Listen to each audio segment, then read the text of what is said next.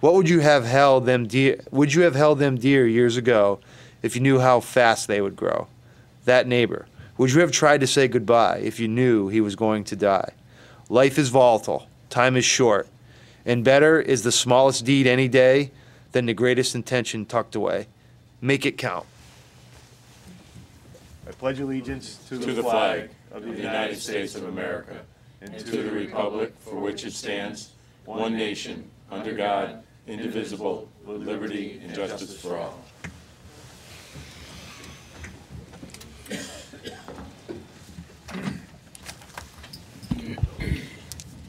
Roll call, please. Mayor Ludwig, Here. Councilor Muller. Here. Deputy Mayor Suzak, Here. Councilor Ungary, Councilor Arnone, Here. Councilor Bosco. Here. Councilor Sakala. Here. Councilor Crissati. Here. Councilor Davis. Here. Councilor Denny. Here. Councilor Falk. There's 9 members present, 2 are absent. So we move to item 4, fire evacuation announcement. We have the doors and back. Please orderly, if we in case of a fire, walk to either side of the town council chambers to the back, or please orderly go to our left, to your right. Go through the doors, take your first left, go down the stairs, hook around the stairs, and go straight out the doors in case of a fire. Item number 5, minutes of preceding meeting, regular meeting, January 16th, 2018. Do I have a motion to approve? So moved by Councilor Sakala, seconded by Councilor Crissati, sorry, all right, first one of the night. Any discussion on the minutes? Sorry, Bob. Hearing none, all those in favor by show of hands? Abstentions? 9 in favor, 0 against. Approval of minutes of the special meeting, January 17th, 2018. Do I have a motion to approve? By Councilor Arnone, seconded by Councilor Denny. Do I have any discussion on the minutes and a motion? Hearing none, by a show of hands, all those in favor? Opposed? Abstentions? 8 in favor, 1 abstention. Item 6 on the agenda will be special guests. And we don't have any tonight, correct? Okay. Moving on to item 7, which is public communication and petitions. Would we have anyone here in the audience who would like to speak before the council? Ms. Sullivan? And I would ask that again, that if you have 5 minutes for the first go-around, 3 minutes for the second, please refrain from personalities, and your name and address for the record, please. Gina Sullivan, 11 Spear Avenue. Good evening.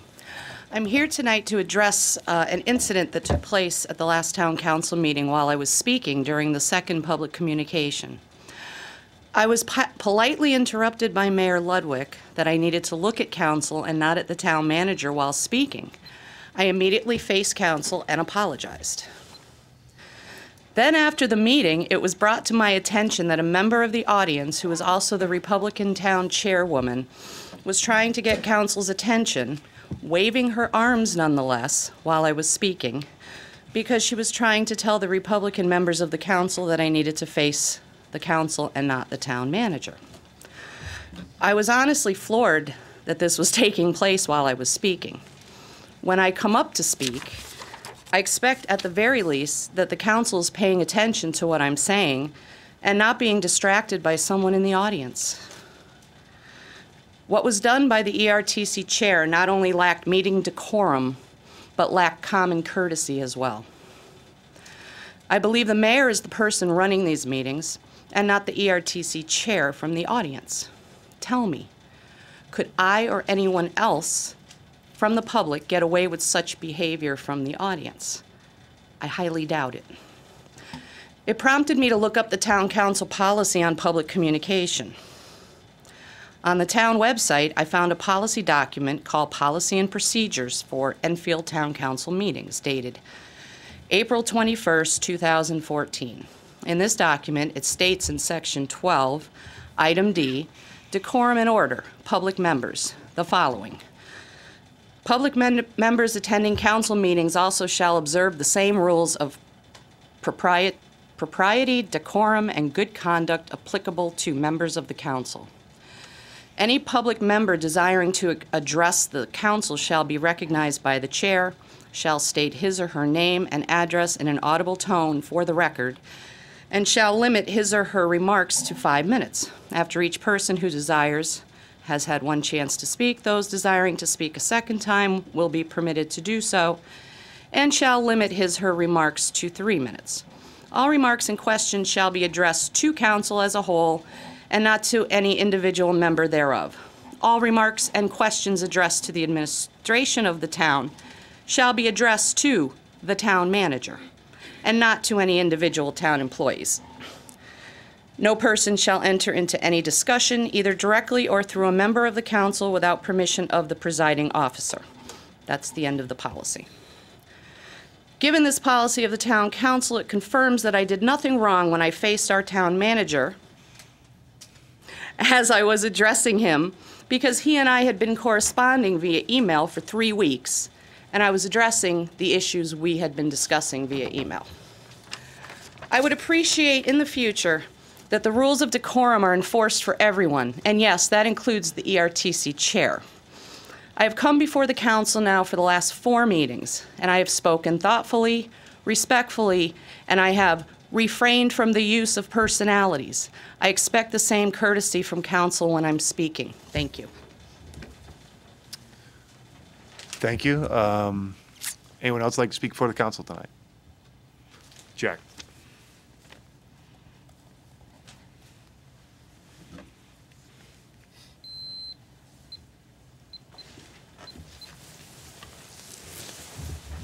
Hi, Good evening. Jack Sheridan, 7 Buchanan Road. I've been watching some of your meetings at home, and I hear people coming before you all the time, asking you to spend, spend, spend. You gotta do this, you have to do that. Some of the things that they talked about, even at the Board of Ed meetings, was about trying to say that the school maintenance and grounds maintenance should be up to the schools and not the town. That's not true. More than half of the schools in Connecticut are paid for and maintained through the town, not the schools. And as a reminder, when you go back to what happened prior to the citizens audit, when the schools were being paid for and maintained through the school budget, loads of money, I think, as I remember, somewhere between $3 and $4 million out of that was spent toward maintenance. And most of it wasn't going to maintenance. And so that's the reason, when they blame you currently for the condition of the fields and the poor maintenance, it was from before. It was from the fact that they had slush funds for all kinds of things besides actually doing the maintenance that was actually, because it's a standalone budget, where once you give them the money, they spend however they'd like. And if you look at the budget books over the years, $200,000 almost every year was spent on rewiring something. I mean, how much rewiring can you do? You know, I mean, it's just impossible. So I go back to the wants and needs. We have to separate those things. You know, when you have a proposal for $95 million to do JFK, and you know that it's got so much fat in that budget, $6 million for furniture, I mean, you're just driving the cost up in order to try and get more funds from a broken state, whose, by the way, governor has rated the second worst governor of all. You know, that's not being fiscally responsible. So I'm here to ask you to try and separate the difference between wants and needs. And when you look at the original cost estimates for JFK, it was somewhere between $15 and $17 million. And that included windows, roofs, boilers, everything. How did it get from there to $95 million? I think the people in town, the hard-working taxpayers of this town, don't want to enter into a contract like that. And so that's why I felt compelled to come and give you a dose of my reality. And while I'm looking over this agenda for tonight, I see a request to waive bids on the JFK PCB problem. I don't like waiving any bids. I think it's it's not a good idea. We know in the past that we've taken the short end of that stick a few times. I don't know what EMPG is, but to enter into an agreement with EMPG, I don't know what that is. But what gets me about this PCBs at the school too is, that's from what I'm being told, it's from the caulking on the windows. Well, every house in town has the same caulking in it. How much it would be different if these were kindergartners, but we're talking about middle school. Are they gonna go out and eat the dirt? I don't think so. So why, somehow we have to separate these. I'm told that the amount of PCB they found is almost infinitesimal. It's almost non-existent. So, and then item M on this list talks about negotiating, the town manager wants to negotiate with Opera House players. 30 seconds. Okay. And I know what that building costs to heat, so I'm just wondering what the compensations are there. Thank you. Thanks, Jack. Would anyone else like to speak for the council? Ma'am.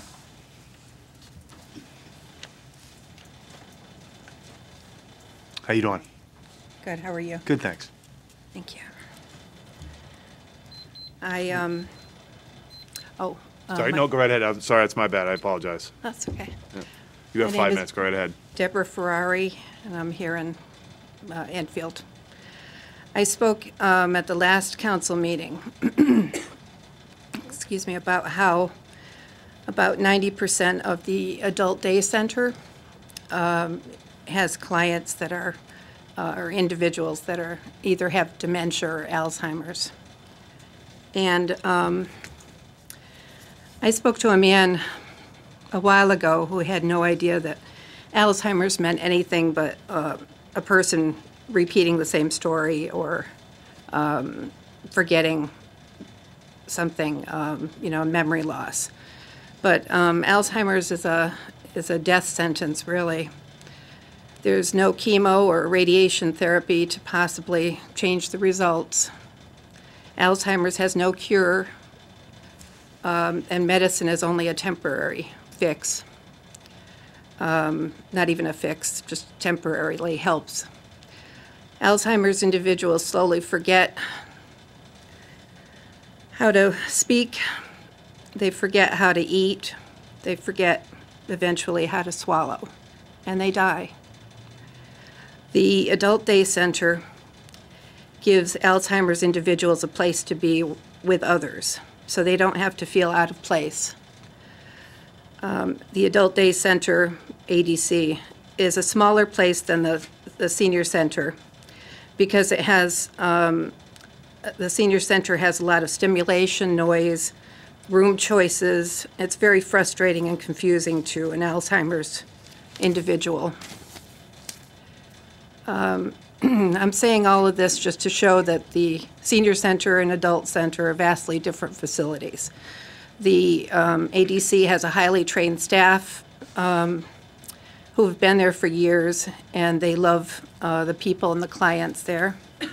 They do an excellent job of making a client feel wanted and important.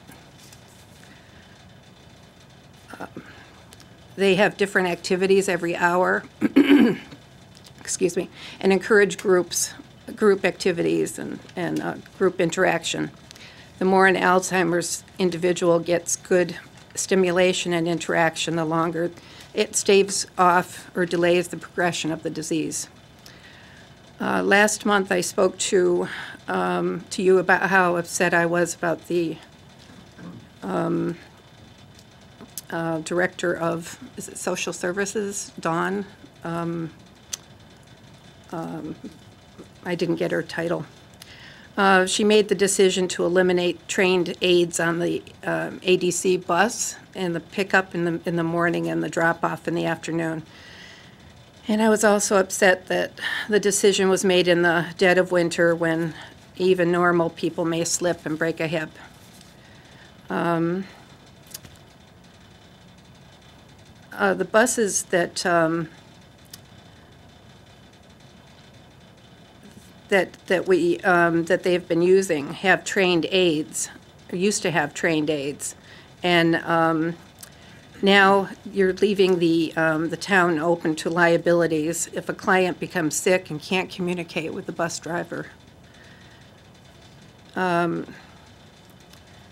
When I spoke to the woman in charge of social services, she told me at the Adult Day Center Christmas party that she had made the decision to have bus drivers not pull up into clients' driveways to avoid liabilities. And she was also eliminating the aides on the buses to help, the aides help the clients on and off the bus and make sure that they're seat belted in and that they have medical attention in case something should happen. But now we have those same trained, highly trained individuals who are just back at the Adult Day Center making coffee in the mornings during that same time frame. It makes no sense to me at all, and I don't see where the cost savings are happening. Her decision means that medically untrained bus drivers are now not only responsible for driving awareness, but also for being aware of the client's health and behavior that's on their bus. So just to sum it all up, I believe that the Adult Day Center needs a director who can focus on cost cutting by marketing the Adult Day Center. There's, I didn't really know about this facility until somebody brought it to my attention, so it's an excellent facility. So I think that the more people that they have in, it will help with the budget. And also there are ways that you can ask the people that are there at the adult center if there's ways that they can help with paying for activities that are happening. 30 seconds. Time? Yeah, no, you have 30 seconds. Go ahead. Okay. And then untrained bus drivers should not be responsible for the ADC individuals with varying degrees of dementia who may get sick and can't communicate that well enough to the driver. And trained aides should stay on the buses. So that's my, Thank you. thank you. Thank you. Appreciate it.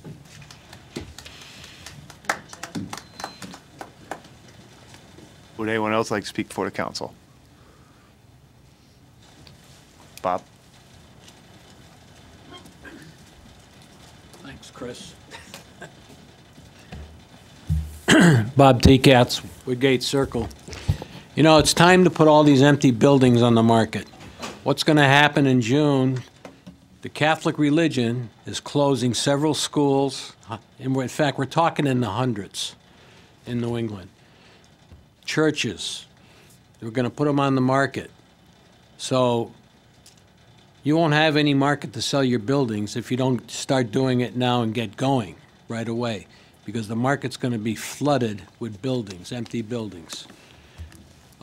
Jack's right. I served on that Citizens Audit Committee. It was more like $6 million, and we didn't have enough time to even finish the job. We felt there was a lot more areas that had to be looked at, because we had to specialize, and nobody ever wanted to continue that committee. When they were rehabbing Alcorn, the architects said, we just got to upgrade the boilers. Well, during that rehab, the boilers failed. They had to be replaced. And I don't understand it, because those boilers were put in 1939, and this is 1993 that the boilers failed. So that's what what I don't understand. So we have to stop spending money. No more buying property, no more buying buildings. Forget about many of the things. We can't afford it, because next year it's going to be even worse. So you have to stop the spending, cut at least $5 million off this present budget, and downsize. Businesses do that when they're failing. The government's failing everywhere. So if people don't get the message, had a, when they did the facility study on JFK, it was $80 a square foot. When that committee got through, it was over $400 a square foot. You could have built a new building for over $400 a square foot. So I don't understand where everybody's going. They want new furniture, they want new modulars, which only need to be rehabbed. You probably don't even need them. The school's not going to have 1,200 students, as the report said. It's going to have less than 1,000. So I think we ought to start really looking at the facts for facts and not wishes, because everybody wants a 2,000 student middle school. That's not going to happen in Enfield. Won't happen. Downsize. Thank you. Thank you. Anyone else like to speak for the council? Ma'am?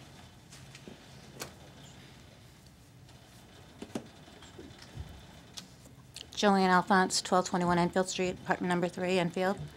I don't really have anything planned, but I have questions. I feel like the Adult Day Center is like being sabotaged right now. I'm not even sure if I'm going to have a job the next month or whatever. I feel it's being sabotaged because there's no director. Therefore, there's nobody there to do the director's job. And I imagine it's a pretty big job, don't you, if it's a director's job? It's really hard for CNAs to keep their eyes on the clients and then worry about what jobs need to be done that the director there is not doing because we don't have a director. That's all. Thank you. Thank you. Anyone else like to speak for the council for the first time? For the second time? Hearing none, public communications are closed. And we are moving to item 8, which is councilor communication petitions.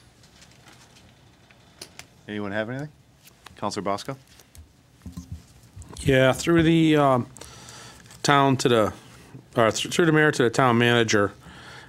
Again, I drove down Freshwater Boulevard and I seen the lights out. And with everything that's going on, and we're another, I guess the governor said we're going to hit another $540,000 additional on top of what we are going to get hit already for next year. I see these lights out, and they come to me, and I'm saying, you know, we probably got 20 lights out here. And I know at my business I pay so much a light for the lights. And I'm sure that the town does the same thing because they don't have meters on every street light. Well, if we're waiting for CLMP to come fix these, they should stop charging us for the electricity to run these poles. I mean, you know, I know at my place of business I pay, it's either $20 or $25 per street light for the electricity and the rental of the light. So we've gone probably 6-7 months with no lights on Freshwater Boulevard. And if it's the $20 a light, we're talking some real money. I mean, we're looking for pennies from spending cuts, and here we go. So I think from here on, we should start looking at any of these street lights that are going to be out for more than a specific period of time. We should be going to CLMP, especially if they're the one that's got to fix the wiring. We should be getting credit for them lights. I mean, what a wonderful racket. I know I got 20 lights out. I'm going to take a year to fix them, but I'm going to charge you for them 20 lights for electricity. I'm just racking up that money. So I'd like to have you look into that. And, you know, another cost savings, some of these roads, I mean, if we got half of the industrial park without lights, maybe we just take the lights out of the rest of the industrial park. I mean, you go into East Windsor and a lot of their places aren't lit. And, I mean, with the money that we are short, it may be something to look into to try to save anything we can, because you know, we're going to be looking for money, and it's going to be pretty bad. And we're going to have to do it, So we might as well start with stuff like the lights that we're paying for that we're not using. And I guess that's it. Thank you.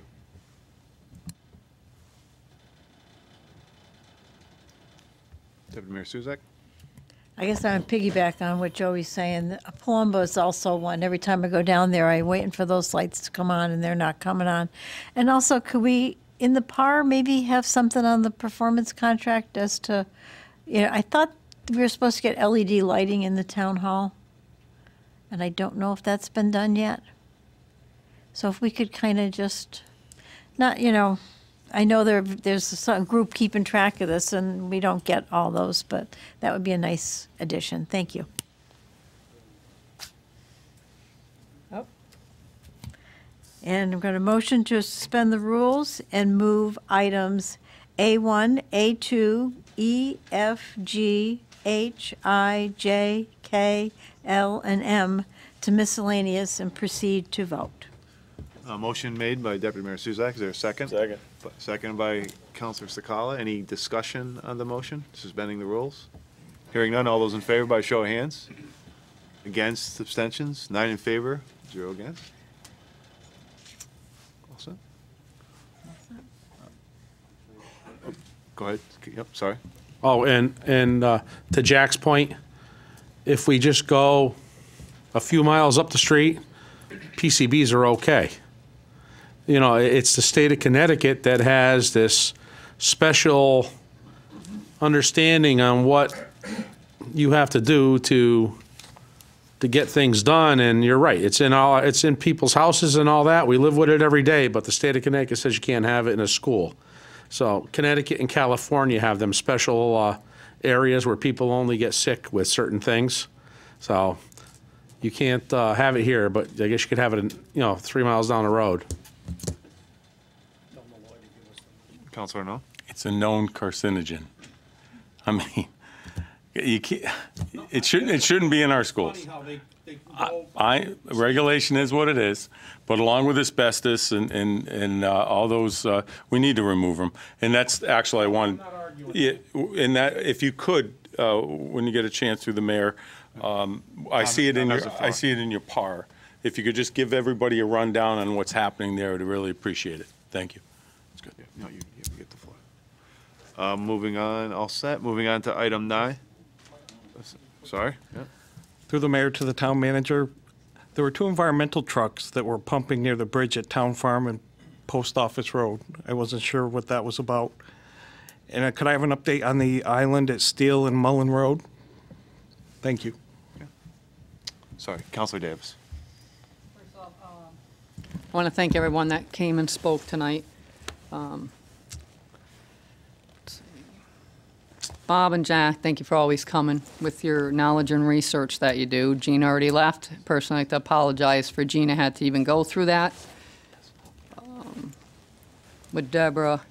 So to the mayor to the town manager, I don't know, I believe in the, you might be speaking about the adult daycare and briefly on the senior center, I believe, when it comes to your time, instead of me re-asking a question. Okay. And then one other thing on it, if the CNAs are still being paid, but they're sitting at the adult center making coffee, I don't see how we're saving money on that. Would it be better to put them on a bus for our clientele on the bus to make sure they're safe so no one does get hurt? I mean, it's not like they're not at work and they're sitting home, so I'm just wondering if someone can clarify that. Also, with that, Barnard School, if we can get something on, I saw traffic saying that it came back, there is no mold there. Did we do an air quality test there, as we have parents have reached out that their kids are coming home every day with massive headaches? A child's eye has been swollen, so there's something either in the air or something, I guess it might not be mold, but have we done an air quality test? And if we did, when was that? And what did the report say? Or otherwise, do we have one scheduled so we can make sure the school, air in the school that our children and teachers are breathing in is actually right? I mean, since we do have kids getting sick left and right with migraines that didn't have migraines. So, and I'm not sure if they did reach out to you or not. I thought they were going to come tonight and speak, but they're not here. so I figured I'd ask the question for them. I think that's it. Thanks. Thank you. Bob. Through the mayor to town manager, could you, I've received a couple of complaints about some major potholes over on Meadowlark. So if they could just check that out, I'd greatly appreciate that. There's a couple of other announcements that I would just like to make in regard to the American Legion held an oratorical contest last week, and I'd like to recognize from post 154 and post 80 the following participants, and Jamie Santiago advanced to the district championship along with Laura Mason and Haley Grape. And this is a contest in which they have to do an 8 to 10 minute speech on the different aspects of the Constitution. And then on round 2, they have to do a 3 to 5 minute speech on either an amendment or an article that's hand-selected for them. And they're to be congratulated on their fine work that they did in regard to that. And I know Jamie received a scholarship money. He's advancing to the districts which are held in Rocky Hill for state competition. So we wish him the best of luck with that. Also, Allied Rehabilitation with Allied's Attic. I just want to make sure that they accept donations and to their store. And then remember, the members of this organization, they're proud of their work, and the people of Enfield and the surrounding towns who support the citizens with disabilities, it's an important part of this town. The winter season for their athletic program has picked up with the Special Olympics programs in full tilt with basketball, swimming, snowshoeing, and track, which are added features. Remember, all these events that are coming up, they're open to the public, and to help support Allied Rehabilitation, they accept donations. So I wanted to throw that one out there. And one other one, our Athletic Hall of Fame, which I'm a committee member, they have, and I have talked to the mayor about this, about relocating their plaques to Enfield High School, which is a long tradition of sports excellence in this town. And they also want to put in the banners from Enfield High School and Fermi High School in the new gymnasium. So I'm just putting it out there that the committee is looking for support. They would be responsible for any fees that are for the putting up. It's no expense to the town, but they want to be able to put their things on display at the high school. And I think, that's something that the committee is very supportive in, and I think we should be also. When Enfield High School changed their logo to the Eagles, one thing that we cannot forget, both at Enfield High School and the Raiders and at Fermi High School, we cannot forget about that. Going into the new high school, you think we never had 2 high schools in town before. So I think that tradition needs to be put back into that school, and there's a lot of people that are supportive and behind it. So I just wanted to make everybody aware of that. I think that's important to the tradition of this town.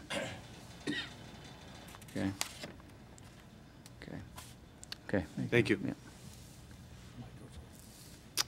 Moving on to item 9, Town Manager Report, Communications. Thank you, Mr. Mayor. Tonight,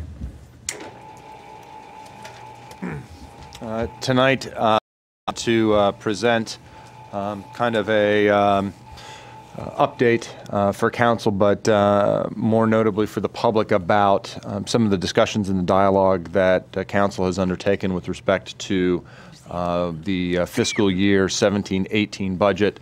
some of the challenges that we faced, and also how that leads to what we're about ready to begin discussing as part of the FY18-19 budget. So to that end, I have put together a comprehensive presentation, if you will, of the various smaller presentations that council has seen. So you'll have to forgive me if some of this information is repetitive. Largely, most of it is for you as council, but there was some concern that because we hadn't presented that information in this forum, members of the public weren't getting a full scope of what it was that you as councilors were having to review and to look at over the last few weeks. So to that end, I've put together this presentation. So I will do my best to keep the presentation as short as possible, but as informative as I can. So that being said, with respect to the 17-18 budget, currently we're just over halfway through the 17-18 budget. We began preparing the budget about this time last year, and we presented the budget to council in April. One of the things that we tried to be conscientious of was both the level of services and our position as far as taxes go when we put together the budget.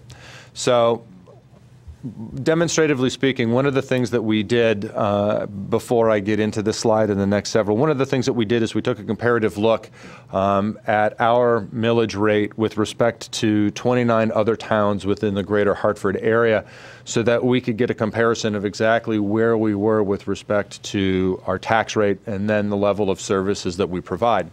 So the particular chart that you have in front of you in the next one, these are the tax rates from what would have been fiscal year 16-17, so we're about a year behind in this slide. We'll be preparing similar statistical slides as part of the next budget and include those in the budget book as well, and all this information is in the front of the current budget book. So when we put this budget together, you'll notice that Enfield, right down here, we are 22nd. Out of 29 with respect to real property, and you'll note that the average millage rate is just over 34 mills. And then with respect to the motor vehicle, these are the two largest local taxes that that generate revenue. We're at 28.8 and we're 25 out of 29, and the average here down on the lower right-hand corner is 32. So with us being relatively low in the comparative tax scale, we wanted to look at how we were with regard to the service level that we were providing. So we took those same 29 towns and made a couple of comparisons with respect to services. So police services, officers per capita, we're at 20. Transfer station accessibility, we're at 13. Family resource locations, we are tied for third with respect to the total number of family resource centers that we operate. Library locations, we're tied for second within that same 29 community comparison, and we are number 2 in total accessibility to those services. Adult day, we are one of only 2 communities in the entire 29 town area that provide municipally supported adult day facilities, and then senior center access, we are tied for number 1.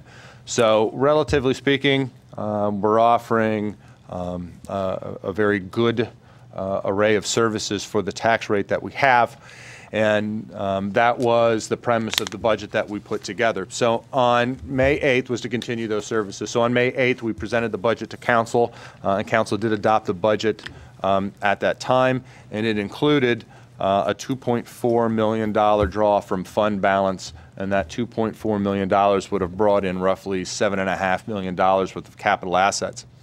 At the time that we had presented this budget to council, it also did not reflect, but we were aware of a looming $2.5 million additional expense, which at that time we believed would come to us from the teacher's pension discussion of the teacher's pension expense that the governor was discussing at the time. So we didn't account for it in the budget, but we did realize that that could be an added expense. And the reason that we didn't account for it within our budget was that we recognized that we did have a sufficient fund balance, about $8.5 million, and we anticipated on the issue being addressed very shortly after we had adopted our budget. So we expected to have quite a bit of time to account for this $2.5 million. So when you look at that $2.5 million and what is our $64 million budget, we were fairly confident that we would be able to account for that expense once it finally showed up. So when we began, we were looking at $5.9 million total deficit. So what happened was that the governor's proposed budget was then kind of tossed down, and the House Democrats proposed a budget back on August 23rd, which added $3.2 million in cost to the town. Then the Republicans on September 14th had a proposal, and that added $2.3 million to the town's expense.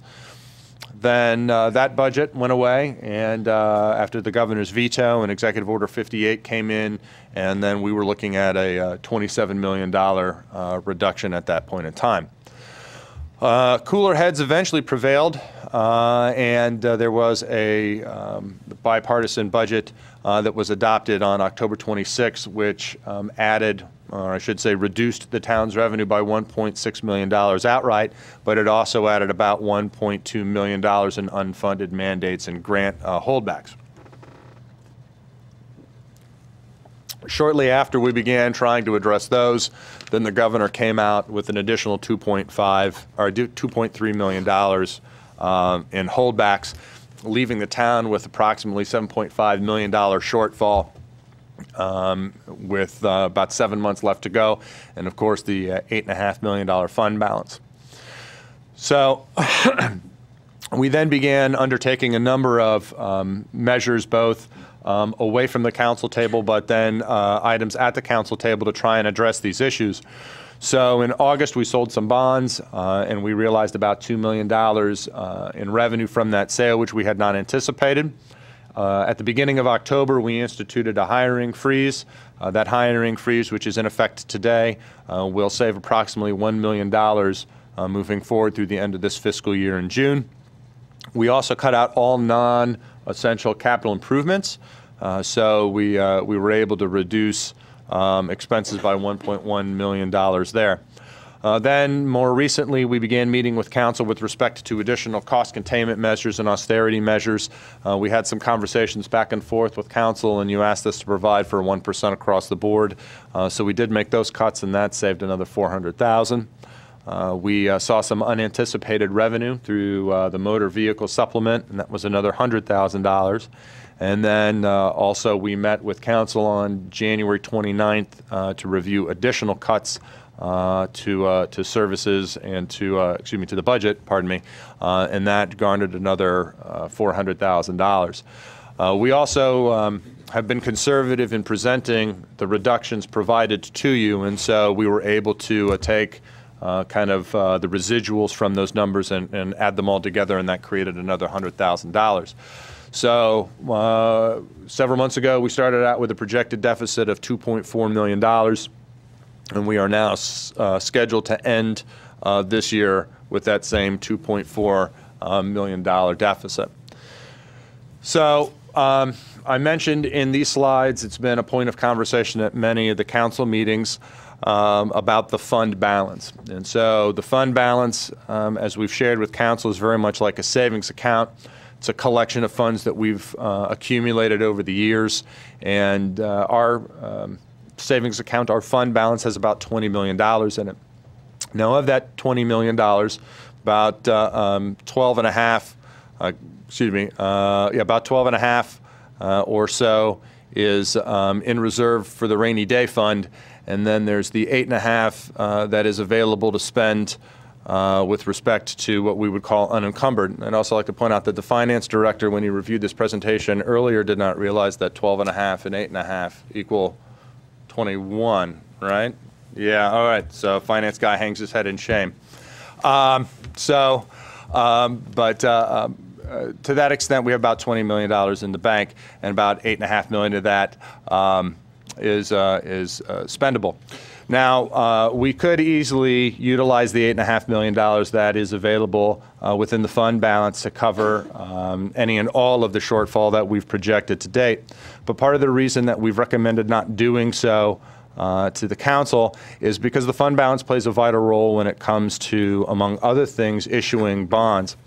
So when we issue bonds, we're able to sell the bonds at low interest rates, provided that we can offer investors some sign of stability. And one of the things that is calculated when we look at stability is the fund balance.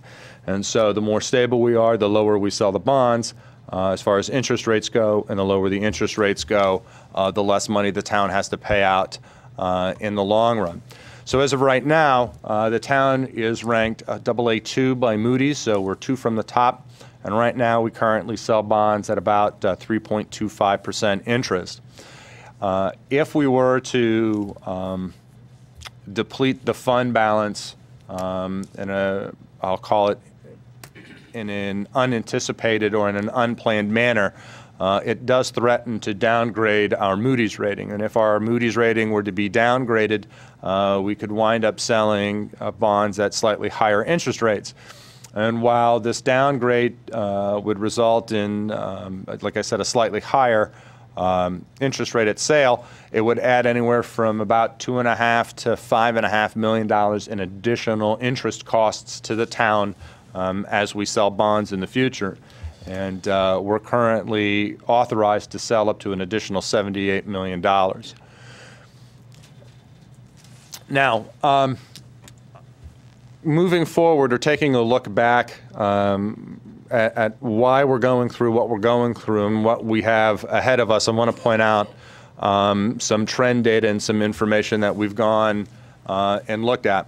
So this slide here represents unemployment. And really what I want to point out is on the left side of the chart is roughly 2007, where unemployment was right around 4.6. And on the far right-hand side of the chart, 10 years later in 2017, unemployment is about 4.5%. So the short is that everybody who had a job 10 years ago is finally back to work.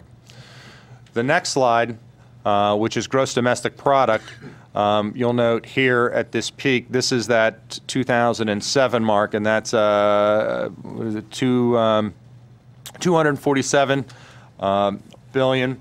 And then way out over here on the far right-hand side, this is current, and this is, I believe it is, and I apologize, it's about 230.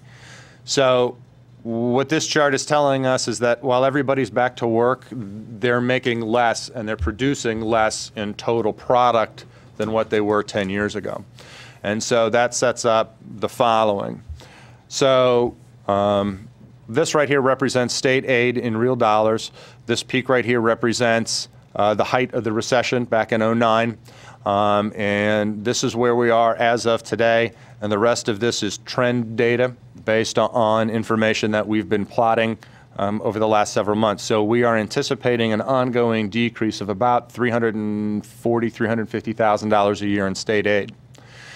As a percentage of our total revenue, part of the reason why Enfield in particular has really been feeling the pinch of, or the effects of the state budget is because state revenues make up a very large percentage of our total income. So at the height of the recession right in here, it was just over 30%, and you can see how it has begun to very steadily decline, and we predict again will decline going into the future. So talking about how we're performing, how are we doing in these same times, looking at the information that's available, right in here, this is the area where certain operations transitioned from the school over to the town. And so working from this trough here and going forward, overall the projected data indicates that the school is growing at just over a shade of 1% annually. You can see that they kind of leap and they hold flat and then they grow. And that trend we project to continue based on the information that we have available. Our information as far as operations go, we're growing at a little higher clip, at a little higher rate. We attribute that to some other expenses that we carry that the school otherwise does not. With respect to the buildings and the maintenance, we have the large vehicle fleets and some of the other expenses that are driven by commodities, especially in public works. But overall, you can see from the trend line, it's steady growth. Most interesting is this particular chart. And this is our annual debt growth, and we're growing at almost 20% annually from the trough here. And this reflects the group of bonds that have gone out with respect to the high school, the roads projects, and the wastewater treatment plant. We are beginning the process of charting out how this growth will eventually cease and plateau. But right now, at least for this foreseeable future through 2022, we project to grow at just under 20% with respect to total debt. Overall, when you combine both the town and the school and the debt, we're growing just around the consumer price index for our region, just 2.37. So we're continuing to grow, and unfortunately there's not much we can do with respect to operations in some capacity, and the debt obligations are obviously driving factors. Now, on the revenue side of the scale, this plateau, this high plateau here represents the quintennial assessment that occurred right before the housing market bust, the real estate boom, which happened right in here. This is what we believe to be market correction number one, because remember, we showed you the charts where, you know, over a 10-year segment, people are back to work, but they're back to work making less. So we believe that, at least it's my opinion based on the information that's available, that the taxable data, the value of property is going to reset itself in a similar way. So here's market correction one, here's market correction two, and this line here does include both the departure of Hallmark and the final closeout of the anchor stores at the mall. So this is the current quintennial assessment we're in right now. According to the finance director, we're tracking fairly accurately. We're right about here. The real question is going to be what happens out here. What all of this looks like as far as the actual mill rate goes, here's where we are right before the quintennial assessments. Tax rate drops when property values are at their peak, and then you can see here when the market begins to correct itself, the tax rate begins to grow. This is kind of, you know, flattening out to some degree, but you'll notice here our projected data, the mill rate begins to climb again. So looking forward, you know, how accurate is our trend information? How accurate is the data that we're pulling right now? So the governor, who was expected to release his budget on Wednesday, actually released his budget information today. Our quick take is we will see a total reduction of 540. So we're a little off on our initial projection, but we're close enough that this could be horseshoes. At this point, based on the information that we have today, we are looking at FY18, FY19 budget having $5.4 million less than what we budgeted this year. And so to account for all of the various fluctuations between where we started this budget and where we're going to have to start the FY18-19 budget, we're looking at a total need to generate $6 million, or conversely, reduce $6 million worth of expenses, or some combination in between. So going forward, for the FY18-19 budget, based on all of the information that we've shown and all of the things that both I and council are going to have to consider, April 16th, that is when I plan to submit my budget to the town council for their review and evaluation. Community conversation will be on April 25th, public hearing on the budget May 22nd, and by the charter timelines, an adoption of a budget needs to occur by May 22nd. This information, the schedule was presented to leadership for their review, and I believe is included as part of your council packet. That being said, this was, again, an attempt to summarize all of the information that you have seen over the last few weeks that we've talked about and to provide some of the rationale with some of the things that have been going on behind the scenes, if you will, or at meetings away from this particular chamber that the public might not otherwise be aware of. So I know you've all seen this before, but if you happen to have any questions about any of the comments or the information presented tonight, more than happy to address those at this time.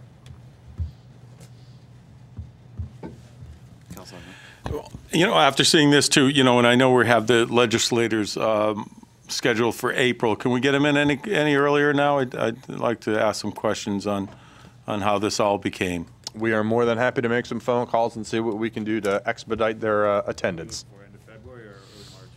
February would be nice, yes. Next meeting, if possible?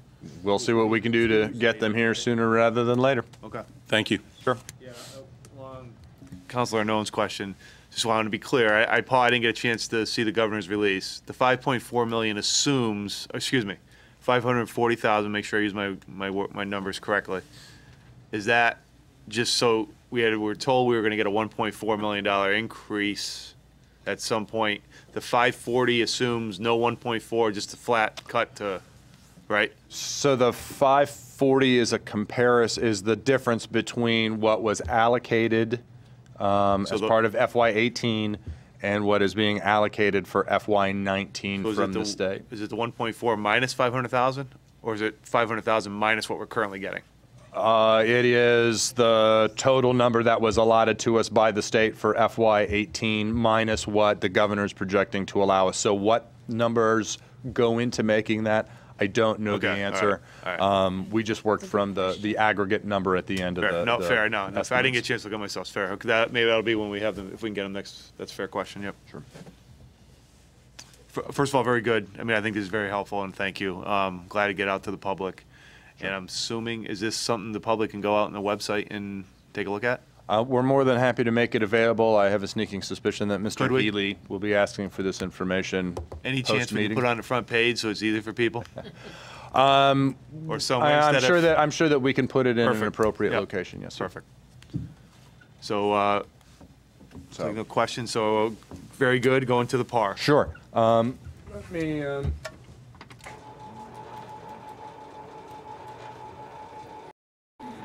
Anything you want to highlight in a par, or you want to, Sure, just a couple of things. You do have the project and activity report in front of you. I'm more than happy to answer any of the questions that you might have. Pulling out a couple of particular items from the PAR. One, with respect to both the senior center and the adult day center. Today we did appoint Nancy Dara as interim manager. Interim director of that facility. We were attempting to make a similar appointment with the adult day center, but unfortunately there were some licensing issues with the candidate that we had anticipated to promote. So we're working through those at this moment. We're hoping to get a timeline for resolving that licensing issue very shortly. If not, we have had a conversation with the Felician Sisters, and they've offered to come in and help us administer the facility in the short term. So we're pursuing that measure as well. We have had some communications with the Friends of the Senior Center, Mr. Art Cody, the president. There are a couple of items that we had previously communicated were not appropriate with respect to their relationship in the senior center. Having had further discussions with the director, with the town attorney, and some other folks, we've walked back on a couple of those items, recognizing that we do not have a consistent policy on dealing with the town's relationship in several nonprofits. So we've tried to address a middle ground with both the Friends of the Senior and a few other organizations until we can get a policy in place. So we've made some inroads there with Mr. Cody and his group. Lastly, there are several pieces of information or several pieces of legislative action on for council's attention with respect to the PCBs at JFK. Effectively, what we would like to do is we would like to be proactive with addressing the measures or the issues that we know to be present at the school until such time as a referendum should be submitted and approved by the citizenry. So in this instance, we are looking to remove at the expansion joints, about half the expansion joints, the caulk that's there, and some of the ancillary contaminated material, the brick. We need to move expeditiously to accommodate a contractor from the standpoint that this work needs to be done, and it needs to be done this summer. And so our time to identify a contractor is very limited. So we've got some folks that we've talked to who've come out and taken a look at the situation and put together proposals we think is appropriate. We have been in communication with DEEP and EPA about these plans and about taking this first step to try and begin reducing the PCB exposures and presence in that particular facility. So we think that this is a good first step in the right direction to address everyone's needs in trying to make sure that that facility becomes a better facility for the staff, the faculty, and the students. Councilor Arnott. And could you just let everyone know how it's actually ingested, that it's not, you don't have to pick it up and eat it? Correct. I mean, it can be. It can be via physical contact. It can be inhaled. It can be. In addition, it can be ingested as well. But in these particular instances, while we have seen material with the contaminant, we have also had air samples that have been tested, or air samples that have come back with identifiable traces of PCBs, and we've had to retest, I believe, 2 samples because the initial sample did spike with higher levels. So it's not just the presence in material, it's not just within the windows. It's in several different materials that are located throughout the facility. So not to start a panic, but how are we're engineering these out also in the meantime through either its air movement? Right, correct. There were several, we were required to file a maintenance plan with DEEP and the EPA that contained several different measures. Those measures included sealing and covering locations where we knew the materials to be. It included updating ventilations and improving certain ventilation systems within the building. And then it also included setting up physical barriers to locations where we knew the material might be, which is why you see the fencing around the facility. Greg Gabonel, the Deputy Director of Public Works, is here to talk to some of these legislative items before council, so he can address some of the more detailed questions you might have at that time. So, thank you. Sure, not a problem. A couple of other questions that came from the dais. The trucks on the bridge over at Town Farm Road, those were actually there with respect to a potential contamination issue, is my understanding, and they were there to remove potential contaminants from the water as it was coming underneath the bridge. We did send engineering there to talk with those folks on a few occasions to make sure everything was on the up and up, so we were aware of that. With respect to the median at Mullen and Steele, we did just have a conversation at leadership about that on Wednesday, and it is going to be referred back to the Public Works Committee. Did have a chance to talk with Councilor Bosco about scheduling a DPW committee here in the near future, and that is one of the items that that they did want addressed. With respect to the CNAs at the Adult Day Center, I can't speak to the specific activities that those personnel are undertaking while they're at the facility. What I can say is that they've been directed to perform their duties in accordance with a particular schedule, and whether or not those duties are being accounted for to that schedule, I'd have to defer to the director or to the deputy director, who unfortunately are not here tonight, but I'm more than happy to follow up with them tomorrow at the staff meeting. As for the air quality testing at Henry Barnard, we have not ordered a test as a result of the most recent incident based on the health department reaching out with the information that they had. More than happy to provide for such a test if that is what council deems to be appropriate, and more than happy to mention that tomorrow at the staff meeting as well. I think that covers all of the items that came from the dais. Beyond that, more than happy to answer any of the questions or concerns, sir. think we have any. And just for the record, PAR is Projects and Activity Report. Yes, Just want sir. to make sure I say that. Make sure we're clear. So, hearing no other questions, we're moving on to item 10, Town Attorney Report and Communications. Thank you, Mr. Mayor. We had a review earlier in the evening in the special meeting of 3 pending matters of litigation, one with the town, planning and zoning, and inland wetlands. All 3 of those matters will either be pre-tried and or have status conferences this month and next, and that will report back to you, to those boards and commissions, and to you as well as to the status. The manager also indicated that tomorrow, although we share this evening, we'll ask Director Bilmes to give us the contract on the CLMP matter so that we can review it and answer Mr. Bosco's questions. Thank you. Any questions for the town attorney from anyone? Hearing none, we'll move on to section 11, which is report of any special committees of the council. Councilor Muller.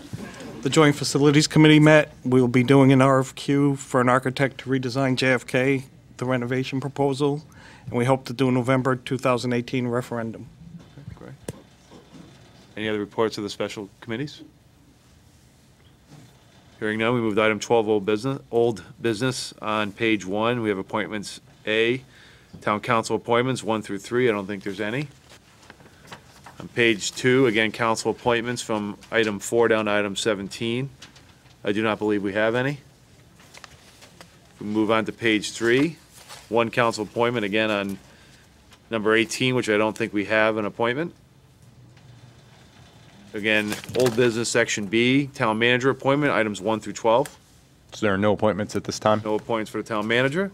Again, old business, section C, again, a discussion on the Enfield High dissolving the committee. I think it's tabled still. Section D, the Macy's versus Town of Enfield, I believe is still tabled. We move on to page 4, which is new business. We have no items under A, B, C, or D for new business. Move items 14, items for discussion.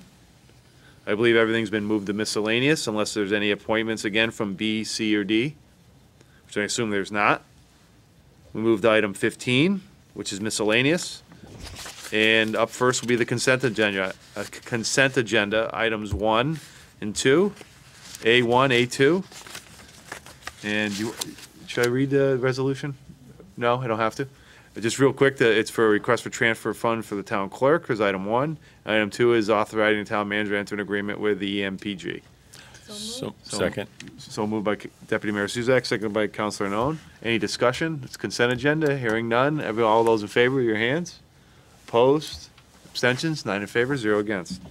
Move to again, item E on miscellaneous, which is a discussion resolution, request for transfer of funds of community development for the redevelopment of 98 Prospect Street in amount of $550,000.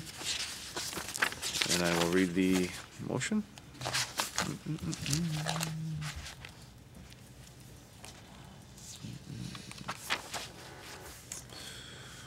Okay, sorry, 1 second, I'll get the right one.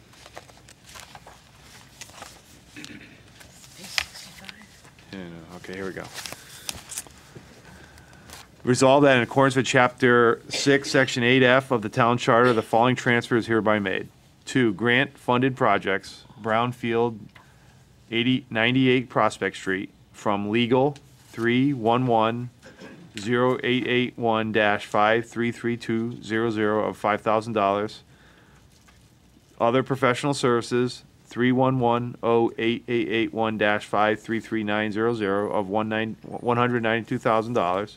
Construction services, 311-0881-545-000 of $353,000 from grant-funded projects revenue, Economic and Community Development Grant, Fund Number 31104-000-460013 of $550,000. Certified by John Wilcox, Director of Finance on 1/29/18, approved by the town manager on 2/1/18. So moved. By Councilor Nolan, seconded by Deputy Mayor, seconded by Councilor Denny. Any discussion on the motion? Councilor Nolan. Quick overview on this. please? Sure. This is one of 2 contaminated properties which are over on Prospect Street that have gone otherwise unattended to by their former owners. This particular parcel is one of the 2 the town is acquiring and will be rehabilitating so that we can then turn over to Kelly Fredette for their expansion of operations down on the end of Prospect Street. And this is a 100% reimbursed brownfield grant that is funding this particular project. And a big thank you for Kelly Fredette also for being a great community partner in this, getting a property back on the tax rolls. So we'll look forward to that and appreciate it. Yes. And to qualify for the grant, Brian, we had to commit to clean up the property, so we got the grant. So that's why, so if folks have a question. Yeah, so as a condition of the grant, the Yeah. town has to take possession of and then clean the property, and then once it clears, we'll be reimbursed, and then we'll turn that property over to Kelly for Yeah, that. thank you. Sure. Hearing no further discussion, roll call, please. Mayor Ludwig. 4. Councilor Muller. 4. Deputy Mayor Suzak. 4. Councilor Arnone. 4. Councilor Bosco. 4. Councilor Sakala. 4. Councilor Crisati. 4. Councilor Davis. 4. Councilor Denny. 4. There's 9 in favor, none against, and no abstentions. In miscellaneous, item F, a discussion resolution, request for transfer of funds for community development for the purchase of 28 South River Street in the amount of $28,500. Be it resolved that in accordance with Chapter 6, Section 8, Section 8F of the Town Charter, the following transfers hereby made. To General Fund - Community and Economic Development, Property 10606600-57000 of $28,500 from General Fund Unallocated Contingency 1080092-584000 of $28,500, certified by John Wilcox, the money available as of January 29, 2018, approved by the town manager on 2/1/18. So moved. By Councilor Denny, second by Councilor Crisati. Any discussion on the motion? Hearing none, roll call, please. Mayor Ludwig. 4. Councilor Muller. 4. Deputy Mayor Suzak. 4. Councilor Arnone. 4. Councilor Bosco. 4. Councilor Sakala. 4. Councilor Crisati. 4. Councilor Davis. 4. Councilor Denny. 4. There's 9 in favor, none against, and no abstentions.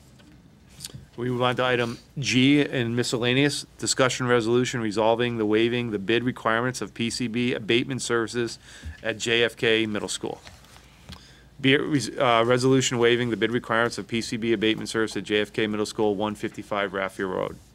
Whereas the town intends to commence PCB abatement at JFK Middle School during the summer of 2018, and whereas PCB abatement contractors are currently scheduling projects for the summer of 2018, and whereas failure to secure an abatement contractor at this time could result in delays and other issues in the implementation and completion of the PCB abatement process, and whereas Best Tech Inc. is currently available to begin PCB abatement work at JFK Middle School during the summer of 2018, now therefore be it resolved in accordance with Chapter 5, Section 8, Paragraph D of the Enfield Town Charter, the Enfield Town Council does hereby determine that it is against the best interest of the town to require competitive bidding for PCB abatement service at JFK Middle School.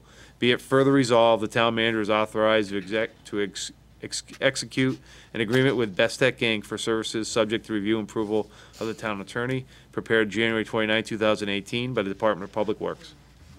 So moved. By Councilor Crisati, second by Councilor Arnone. Any discussion on the motion? Councilor Arnone. So just one for a town attorney. So on the best interests of, and I know we have this conversation, a lot of us don't like bid waivers, and I'll be truthful with it, but that in the best interest of the town to do this. So can you give a little background on how we just really had some definition on that recently? Yes, and I think because this has been a project that you've done it on before, because basically the same reasons, it's been articulated on the record, and what we had suggested is that you contain it in the motion so that somebody looking at it would know why it was against the best interest of the town to go out to bid.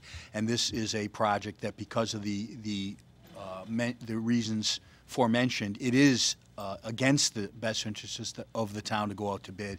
And normally, I would say 99.9% of all of the matters go out to bid, and that's appropriate.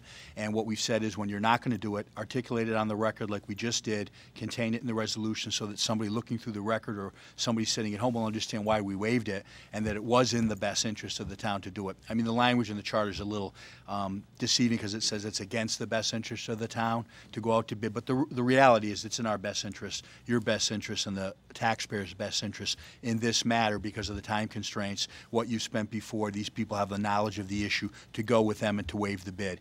And it doesn't preclude you in the future when you get some, resolutions. It isn't open-ended. It isn't forever. You will address it and consider it on a case-by-case basis. But I think the council has been very cautious and careful in assessing these and considering them and not just doing it pro forma. So I applaud you, and I think it's good for the people at home to know, Mr. Arnone, that you do scrutinize these and make sure it's in the town's best interest not to go out to bid, because sometimes, as in this case, it is in our best interest not to. Thank you, Chris. Brian, anything to add? And then I'm good. No, sir, not at this time. I think Chris said it all. All set, Tom? Yes. Councilor Denny. Yeah, I won't be supporting this because I don't think a no bid is appropriate, and I think we had, since the referendum didn't pass in November, we had plenty of time between then and now to have a bid on this particular situation, and I'm just not voting for a no bid. Thank you. Thank you. Anyone else? Deputy Mayor Suzak. Through the mayor to Brian, can we get a little update on the fact that the referendum failed and how that affects our PCB timeline and how we need to address this? And I know it's kind of putting you on the spot, but I think that,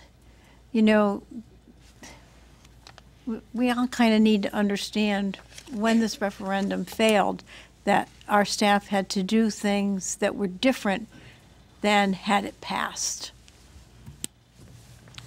So when the council presented to the public as part of the referenda, for JFK, the PCB abatement measures would have been included as part of that work.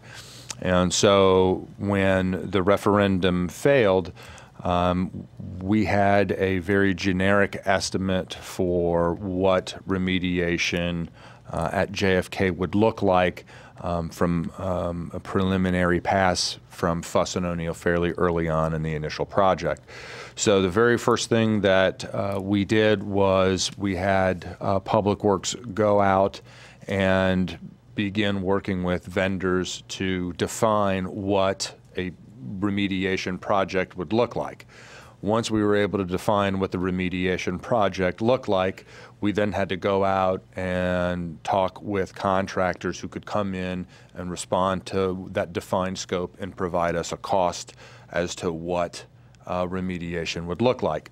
So the last few months from the beginning of November, from the election to today, we've been spent trying to get an accurate understanding of what a PCB remediation project would look like in scope, and then understand what that scope would look like in real dollars. So we have been as responsive to the situation as we can be based on the time that was allotted to us.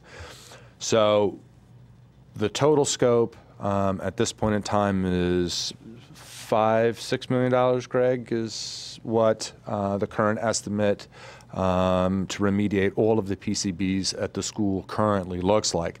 Right now, we have the ability to work only in that 2.5-month timeline between the end of one school year and the beginning of another. In particular, we're also hamstrung by the the referendum requirement of $580,000. So in this particular instance, what we wanted to do is we wanted to be conscientious of making a positive step forward towards remediating the PCB issue that is in the school and the most prevalent PCB, which is the expansion joint. And this project would be, if a referendum were to pass, this work would have been included in that project. So the money we're investing today is not going to be a duplicate expense, so to speak. It would come off on the back end in the event that the referendum were to pass. It's also a demonstration to the EPA and to DEEP that we're taking this issue proactively and that we're not being passive and hoping for the referendum to pass, because we are at, I don't want to say the whim, but we are at the direction of the EPA. So we would rather work today to resolve this, at least first step, and do so with the blessing of the EPA and DEEP, as opposed to wait, have the referendum, let's say, fail again, and then suddenly have the EPA and DEEP order us to remediate immediately. Well, now we have a school that's occupied full of children. We still have half a school year left. I mean, that creates a whole other set of problems and circumstances. So when you put all of that together in the environment in which we're in right now, we thought that this was the best step going forward. And so having to work within this time frame of the summer, that's what's really pushed us to have to bring forward some of these pieces of legislation, in particular the bid waiver for this work, because we're working on such a tight turnaround time. And again, you know, we might not have the issue if the referendum were to fail. If there is a referendum this fall and that referendum were to fail, we now have an updated scope and we have an updated budget, so we would be able to bid, at least we foreseeably would be able to bid services this go-round, as opposed to the situation we found ourselves in coming into November and December of this year. So hopefully that addresses your question. I guess it sort of does, but I guess for me, I'm kind of a simple person, that without a referendum, we would be remediating PCBs at a price of $3 to $5 million over 9 years. The number, I think, is about 5 to 6 million spread out over that I'm time sorry, period, yeah. 5 to 6 million. I have Greg in the back there wailing his head. So it's without referendum and doing this through referendum, through renovation, we would be looking at 9 years and $5 to $6 million. Correct. Thank you. Any further discussion? Hearing none, roll call, please. Mayor Ludwig. 4. Counselor Miller. 4. Deputy Mayor Suzak. 4. Counselor Arnone. 4. Counselor Bosco. 4. Counselor Sakala. 4. Counselor Crisati. 4. Counselor Davis. 4. Counselor Denny. Against. There's 8 in favor, 1 against, and no abstentions. Under miscellaneous, item H, discussion resolution for transfer of funds for PCB abatement. Excuse me, item H, resolution waiving the bid requirements for PCB abatement project management oversight services at JFK Middle School. Whereas the town intends to commence PCB abatement at JFK Middle School during the summer of 2018, and whereas Fuss & O'Neill Enviro Services LLC has already overseen PCB testing and interim abatement and control at the school and functioned as the town's liaison with the Environmental Protection Agency, and whereas engaging a firm less familiar with the PCB issues at JFK Middle School could result in delays and other issues in the implementation and completion of the PCB abatement process, now therefore be it resolved that in accordance with Chapter 5, Section 8, Paragraph D of the Enfield Town Charter, the Enfield Town Council does hereby determine that it is against the best interest of the town to acquire competitive bidding for PCB abatement project management oversight services at JFK Middle School. And be it further resolved that the town manager is authorized to execute an agreement with Fuss & O'Neill Enviro Science LLC for such services subject to the review and approval of the town attorney. Date approved on January 29, 2018 by the Department of Public Works. So moved. By Councilor Arnone, seconded by Councilor Muller. Any discussion on the motion? Hearing none, roll call, please. Mayor Ludwig. 4. Counselor Muller. 4. Deputy Mayor Suzak. 4. Counselor Arnone. 4. Counselor Bosco. 4. Counselor Sakala. 4. Counselor Crisati. 4. Counselor Davis. 4. Counselor Denny. Against. There's 8 in favor, 1 against, and no abstentions. Move on to miscellaneous. Item I, discussion resolution for transfer of funds for PCB abatement at JFK Middle School of $100,000. Resolved that in accordance with Chapter 6, Section 8F of the Town Charter, the following transfer is hereby made.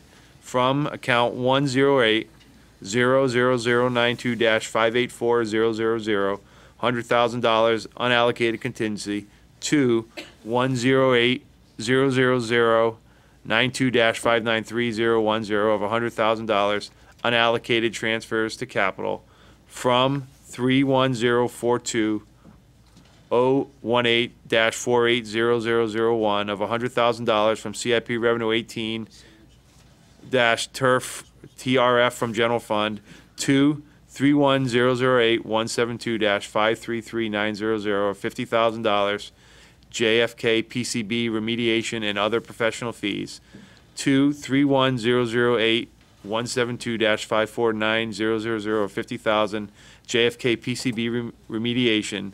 Certified that the above funds are available on January 3rd, 2018 by the Director of Finance, John Wilcox, approved by the Town Manager on 2/1, Brian Chakowski on 2/1/18. So moved. By Deputy Mayor Suzak, seconded by Councilor Crissati. Discussion on the motion. I'm getting good at the dashes. Hearing none, roll call, please. Mayor Ludwig. 4. Councilor Muller. 4. Deputy Mayor Suzak. 4. Councilor Arnone. 4. Councilor Bosco. 4. Councilor Sakala. 4. Councilor Crissati. 4. Councilor Davis. 4. Councilor Denning. 4. There's 9 in favor, none against, and no abstentions. Again, under miscellaneous, item J, discussion resolution to name a standing abatement committee. Whereas Section 12-124 of the General Statutes of the State of Connecticut allows municipalities to abate the taxes or the interest on delinquent taxes, or both, assessed upon such persons as are poor and unable to pay the same, or upon railroad companies in bankruptcy reorganization, provided either a standing abatement committee of a community, or if a community has no such committee, the Secretary of the Office of Policy and Management shall approve such abatement. And whereas the Town Council wishes to appoint a standing committee in accordance with the statute, now therefore be it resolved that the Enfield Town Council designates General Governance and Finance Subcommittee of the Enfield Town Council as a standing abatement committee for the town of Enfield. Submitted on January 25th, 2018 by the Director of Finance. So a move by Councilor Denny, seconded by Councilor Muller. Any discussion? Brian, any chance, just maybe a little background on it, or just general? With respect to the Standing Abatement Committee, Yeah. sir, what I can tell you is that there are instances where it may be beneficial for the town to provide tax relief for certain residents. In order for that action to happen, state statute requires that there be a committee under which these particular items would be considered. So, as such, the town attorney has recommended that, in accordance with the statute, that this committee be stood up for further use. Is there a recommendation for when the general finance, should we set up a meeting by the end of this month or early March? We'll have to have a conversation with the Okay. finance director with respect to matters pending before this committee, and then we'll reach out. Yep, got it. Sure. Hearing no further oh, sorry, Councilor Denny? With this committee now, they won't be making the ultimate decision. It'll be up to the council. They'll bring it to us. Correct. The statute requires that the committee review, evaluate, and recommend, but council ultimately has the final vote on the issue. Thank you. Good question. Anyone else? No? Hearing none, roll call, please. Mayor Ludwig. 4. Councilor Muller. 4. Deputy Mayor Suzak. 4. Councilor Arnone. 4. Councilor Bosco. 4. Councilor Sakala. 4. Councilor Crissati. 4. Councilor Davis. 4. Councilor Denny. 4. There's 9 in favor, none against, and no abstentions. Item K under miscellaneous, discussion resolution authorizing the town manager to enter into a public into a product use and utility agreement with Extreme Networks. Resolution, be it resolved that the town manager, Brian R.H., and if I ruin your name, Chudkowski, is authorized to enter in and amend contractual instruments subject to review and approval by the town attorney in the name and on behalf of the town of Enfield with Extreme Networks, Inc., and to affix the corporate seal. Prepared January 19, 2018 by the Information Technology Department. So moved. By Councilor Arnone, by Deputy Mayor Suzak. Brian, I don't know, again, a little quick highlight for folks, some good news, I think, with this? Yes, the IT department, and in particular the director, the chief technology officer, Paul Russell, he and his folks were able to identify an additional vendor to provide certain services that we anticipate will save us just over $250,000 annually. That's great. So nice job to him and his team. Great job, Paul, and your team. Yeah, thank you, Paul, and your team. Anyone have any questions? A question. Yep, Councilor Denny. We're not eliminating anybody out of this deal like we got in a problem before. No, we, at the request of the manager and leadership, we looked at it. It was, and we discussed it with the director, and everything is copacetic. Okay, thank you. Any further discussion? Hearing none, roll call, please. Mayor Ludwig. 4. Councilor Muller. 4. Deputy Mayor Suzak. 4. Councilor Arnone. 4. Councilor Bosco. 4. Councilor Sakala. 4. Councilor Crisati. 4. Councilor Davis. 4. Councilor Denny. 4. There's 9 in favor, none against, and no abstentions. Item L on miscellaneous, discussion resolution to accept short sale payment for mortgage on 2 Victory Street. Be it resolved that the Enfield Town Council agrees to accept $1,500 from David J. Moore in exchange for a lease of the town's mortgage deed on this property at 2 Victory Street, Enfield, Connecticut. Be it resolved that the mortgage note from David J. Moore to the town of Enfield dated March 7, 2016 is hereby deemed to be paid in full. Prepared on January 25th, 2018 by the Office of Community Development. So moved. Motion by Deputy Mayor Suzak, seconded by Councilor Sakala. Any discussion on the motion? Hearing none, roll call, please. Mayor Ludwig. 4. Councilor Muller. 4. Deputy Mayor Suzak. 4. Councilor Arnone. 4. Councilor Bosco. 4. Councilor Sakala. 4. Councilor Crisati. 4. Councilor Davis. 4. Councilor Denny. 4. There's 9 in favor, none against, and no abstentions. Item M on miscellaneous, discussion resolution authorizing the town manager to negotiate an agreement with the Opera House Players. Whereas the town of Enfield has previously tried to sell the property at 100 High Street, designated the property, and whereas the Board of Directors of the Opera House Players, Inc., currently of Broadbrook, Connecticut, have expressed an interest in establishing 100 High Street as their permanent home, be it resolved that the town manager, Brian R.H. Chedkowski, is authorized to enter into discussions and negotiations with the Opera House Players, Inc. for the sale or lease of the property.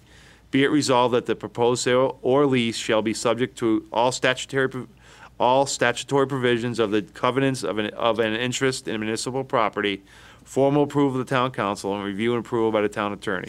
Prepared on January 19, 2018 by the town manager's office. So moved. By Councilor Sakala, seconded by Councilor Crisati.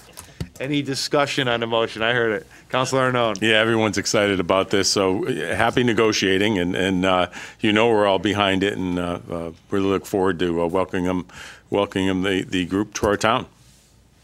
Anything you want to highlight? I mean, let the general public, they not know the good news? I don't know.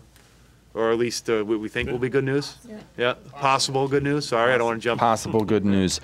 While I'm not in the habit of doing this often, I would like to ask Jeff and Susan if you wouldn't mind coming up to the podium very briefly. Jeff and Susan represent the Opera House Players. Oh, great. And so I wasn't sure they would be here in attendance tonight. You're from the federal government, making sure we're now doing that our they job. are, just a few words on this subject. Welcome. Name and address. I don't think you're current resident of Enfield. If you are, great. No, Yeah. Susan Choquette from Longmeadow. Great. And Jeff Clayton from Longmeadow. Welcome. Thank you for coming, and the floor is yours. Thank you. Well, I'm the president of the board of the Opera House Players. We currently reside in Broadbrook, and we are very excited at the prospect of relocating our home to 100 High Street. And just to give you a little brief background on the Opera House Players, we are this year celebrating our 50th anniversary. We began as the St. Martha's Players in Enfield, so this is sort of a coming home to Enfield and a celebration of our 50th anniversary, and we're very excited. We do musical theater. We put on 4 shows a season, and each season we attract about 5,000 patrons into our theater. So we hope that that will bring, you know, a nice boost to the restaurants and the shops in Enfield, you know, as people come out to dinner and a show in our theater. So we're very excited. I don't know if you want to add anything? She said it all. Well, welcome home. Thank you. Yes. Thank you. We're very, Any very questions anyone would like to, just so, you know, we don't want to put you on the spot, but yeah. We look forward, Deputy Mayor Suzak? Actually, this is more a shout out to Will for his article in the paper. You're doing a charity on the 8th. Yes. In Yes. conjunction with the Little Sisters of the Poor. So it's Yes. an article, it's on page 3 of the JI. Great, Yes. excited to have you. Thank you Thank you very very much. Well, we appreciate you coming tonight, and we certainly look forward to you coming to Enfield and making it your home again. Thank you. Thanks for We're coming. Thank you. Thank you. Roll call, please. Mayor Ludwig. 4. Councilor Miller. 4. Deputy Mayor Suzak. 4. Councilor Arnone. 4. Councilor Bosco. Councilor Sakawa. 4. Councilor Casati. 4. Councilor Davis. 4. Councilor Denny. 4.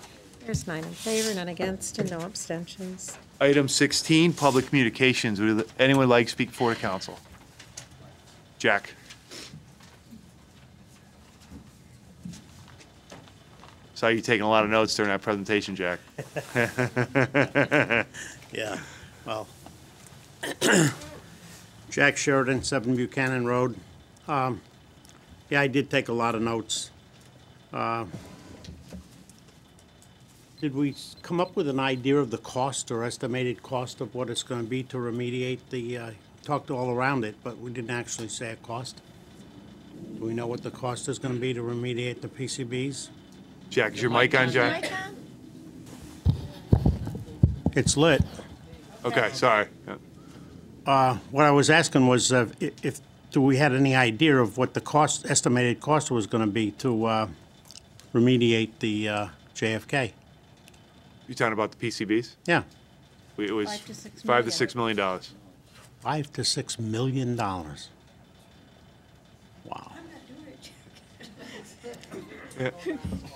Don't shoot the messenger.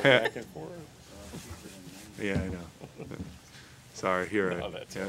Yeah, it's a good thing we voted that thing down. All right. Anybody have an idea on how long it would have taken to get bids on this thing? It sounds like, I wrote down one of the things, like who decided what the scope was going to be? Who directed the people on what the scope of this thing was going to be to remediate? Yeah, well, Jack, we can't go back and forth, but we'll answer. Okay. Yeah, yep. All right. And then it occurs to me that when we were talking about the bridge and the big machinery that was on the bridge, I saw those trucks on the bridge. They're huge. And I remember, I've got pictures of that bridge before they repaired it, if you remember when it was undermining and all that. But, you know, it occurred to me, I'm not sure how much those trucks weighed, but there's a difference between static and dynamic weight when they're just sitting on the bridge versus driving over. And the other thing that's absent from those bridges that is, remember they used to have signs that said, you know, 10,000 pounds or, you know, what happened to those signs? Where are they? How would the people that are on trucks know to not go over that bridge, you know? I mean, so it's just something that occurred to me when I saw all those big trucks just sitting on that bridge. Something should have been, well, I'm glad we were aware of it at least, that we went down and checked on it. Has anybody checked to see if the bridge is still in one piece? All right, thank you very much. Appreciate your time. Thanks, Jack. Have a good night. Anyone else like to speak for the council? Ma'am.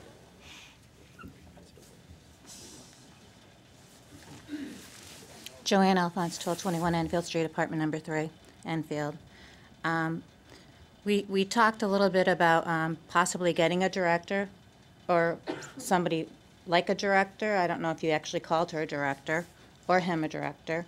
But in the meantime, there's a lot of vital paperwork that's not getting done. Ma'am, if you could address the council, please. Oh, okay, I'm Thank you. sorry. Thank you. There's a lot of paperwork that's not getting done, and that's kind of a serious thing when it's supposed to be, you know, state papers and stuff like that. And you can't just ask a recreation director and a nurse to do something that they're not even trained to do, and they're not even being trained to do it. They're just saying, you know, try and pick up the pieces and do this. But it's unfortunate that people are very nervous around there because we can't do that job. That's all. Thank you. Thank you. Anyone else like to speak before the council? For the second time? Sensing none, declare public communications closed. Any, on item 17, any counselor communications? The bridge? You want to, yeah, Counselor I know you, Counselor Bosco. Yeah, to answer Jack's question, Mike and I both went and looked, and the only thing we found were some oil spots. Funny environmental company leaving oil spots on the top of the bridge. And then the answer to your next thing, it's okay as long as it's not posted.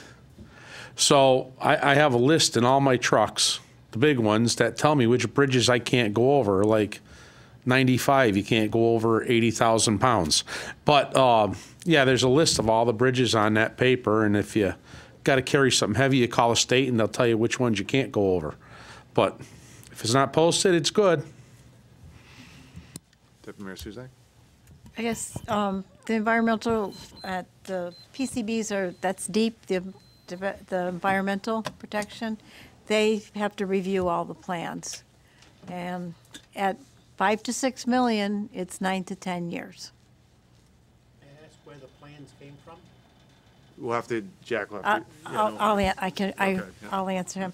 The plans, that's, when we did that, that's Fuss and O'Neill who did the plans, and those are the people who are doing the administrating. That's why it's kind of in our best interest to waive that bid, because they've developed the plan and now they're going forward. Sensing no more council communications, a motion to adjourn. No, I want to stay here forever. You want to, by Counselor Denny, seconded by Counselor Nolan. All those in favor? Show of hands. We have 8 in favor, 1 against. 1 against.